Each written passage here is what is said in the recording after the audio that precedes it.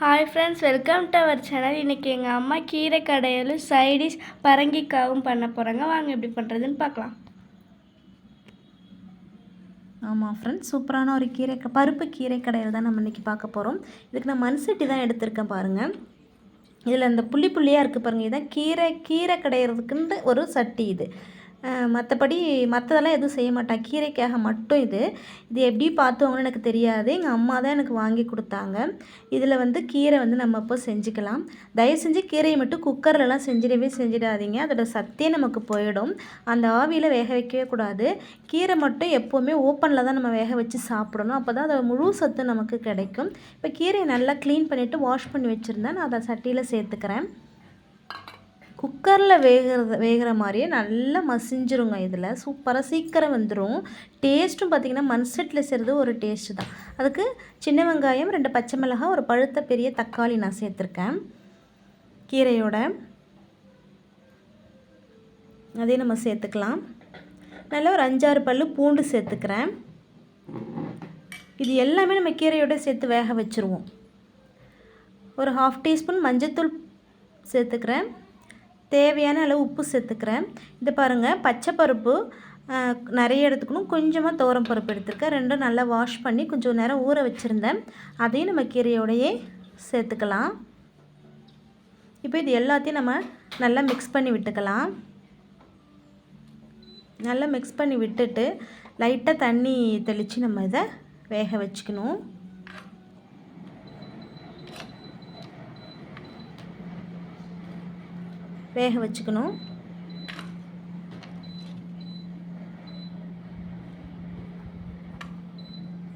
லைட்டாக தண்ணி ஊற்றி நம்ம வேக வச்சுக்கலாம். கொஞ்சம் சட்டி நமக்கு ஹீட்டு சூடு பிடிக்கிறதுக்கு லேட் ஆகும், ஆனால் சீக்கிரம் வெந்துடும்.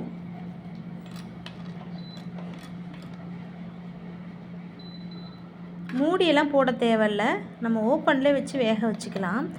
நல்லா வேகட்டுங்க. வெந்ததுக்கப்புறம் எப்படி இருக்குன்னு பாருங்கள். நல்லா வெந்துடுச்சு. நல்லா மத்து போட்டு நம்ம நல்லா மசிச்சிக்கலாம். இதை பாருங்கள், நம்ம போட்டு மிளகாய், வெங்காயம், தக்காளி எல்லாமே காணாமல் போயிடும். எல்லாம் ஒன்றோட மிக்ஸ் ஆகிடும். கீரை மட்டும்தான் நமக்கு தெரியும். எல்லாமே நமக்கு தனித்தனியாக இப்போ இருந்துச்சுன்னா பிள்ளைங்க எடுத்து போடுவாங்களே, இல்லாமல் கடைஞ்சிடறோம்ல, எடுத்தே போட மாட்டாங்க. எல்லா சத்தும் உங்களுக்கு போய் சேர்ந்துடும். இந்த மாதிரி கீரையை நம்ம பொரியலாக செஞ்சால் சாப்பிட மாட்டாங்க. இந்த மாதிரி மசிச்சு கொடுத்தோன்னா அழகாக சாத்தில் போட்டு பிசைஞ்சு சாப்பிட்ருவாங்க. அதனால தான் இந்த மாதிரி நான் செஞ்சு கொடுப்பேன். இப்போ நல்லா போட்டு மசிச்சிக்கலாங்க.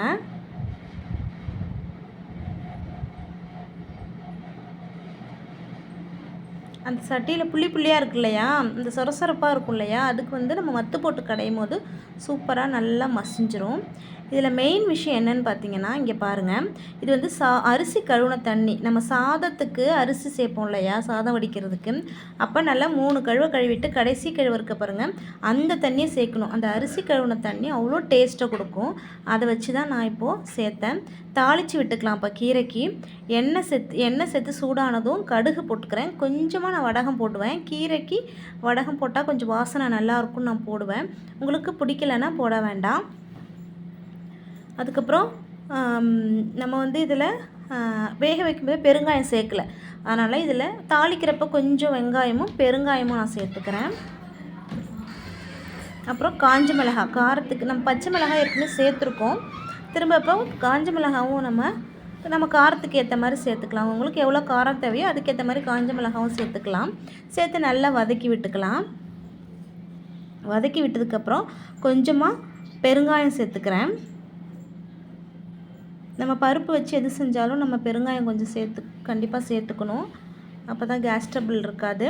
பெருங்காயம் நம்ம சேர்த்தாச்சு. இப்போ இது அப்படியே நம்ம கீரை மசிச்சு வச்சுருக்கோம் இல்லைங்களா, அதில் அப்படியே நம்ம மிக்ஸ் பண்ணிக்க வேண்டியதான். அதில் போட்டு இப்போ மிக்ஸ் பண்ணி சேர்த்து கலக்கி விட்டுக்கலாம். இப்போ நான் கீரையில் சேர்த்துட்டேன். நல்லா கிளறி விட்டுக்கலாம்.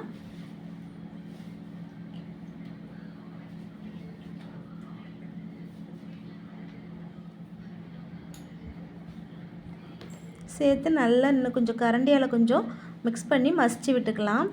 கொஞ்சம் உப்பு டேஸ்ட்டு பார்த்தேன், கொஞ்சம் கம்மியாக இருந்துச்சு, அதனால் கொஞ்சம் நான் சேர்த்துக்கிறேன். சேர்த்து நல்லா கிளறி விட்டுக்கலாங்க. அவ்வளோதான், நமக்கு கீரை கடையல் ரொம்ப சூப்பராக ரெடி ஆகிடுச்சு பாருங்கள். கடைசியாக பாருங்கள், நல்லா இறக்க போகிற டைம் கொஞ்சமாக நான் புளி சேர்த்துக்கிறேன். கொஞ்சம் புளிப்பு டேஸ்ட் இருந்தால் நல்லாயிருக்கும்.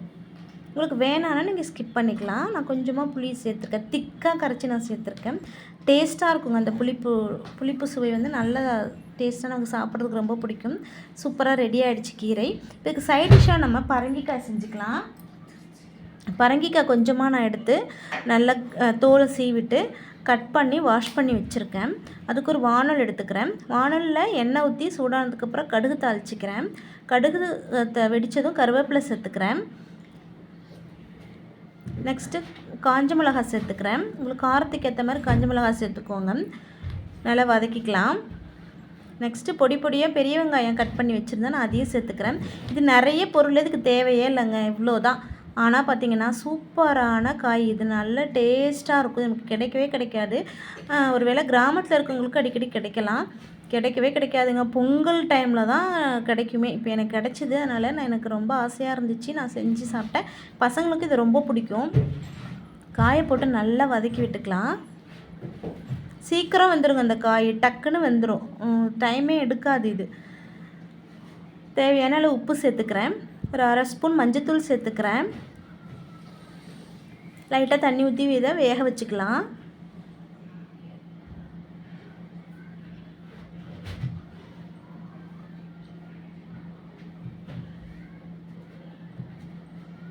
நல்லா மூடி போட்டு கொஞ்ச நேரம் வேக வச்சுக்கலாங்க.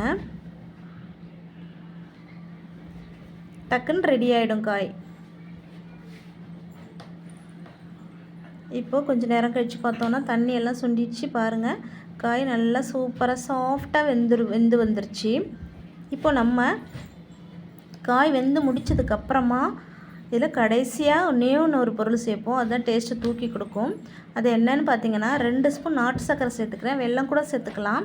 இது வந்து காயே இனிப்பு காய் தான். இதில் இன்னும் கொஞ்சம் நம்ம இனிப்பு சேர்க்கும்போது டேஸ்ட்டாக இருக்கும், ரொம்ப டேஸ்ட்டாக இருக்கும்.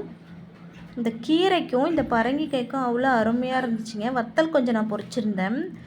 இது எல்லாமே சேர்த்து ரொம்ப விரும்பி பிள்ளைங்க சாப்பிட்டாங்க. சின்ன பசங்களுக்கு காரமும் இல்லாமல் ஸ்பைசி ரொம்ப இல்லாமல் இந்த மாதிரிலாம் செஞ்சு கொடுத்தோன்னா இந்த வெயிலுக்கு செம்மையாக இருக்கும், நல்லா சாப்பிடுவாங்க. கீரையும் நல்லா குளிர்ச்சி, நல்லா சாப்பிடுவாங்க. இதேமாதிரி நீங்களும் ட்ரை பண்ணி பாருங்கள், ரொம்ப சூப்பராக இருக்கும். இந்த வீடியோ உங்களுக்கு பிடிச்சிருந்ததுன்னா லைக் பண்ணுங்கள், ஷேர் பண்ணுங்கள், கமெண்ட் பண்ணுங்கள். மறக்காமல் பக்கத்தில் உள்ள பெல் பட்டனையும் கிளிக் பண்ணிவிடுங்க. இப்போ தான் நம்ம வீடியோ ஃபஸ்ட் டைம் பார்க்குறீங்கன்னா ப்ளீஸ் சப்ஸ்கிரைப் பண்ணிவிடுங்க ஃப்ரெண்ட்ஸ். தேங்க்யூ.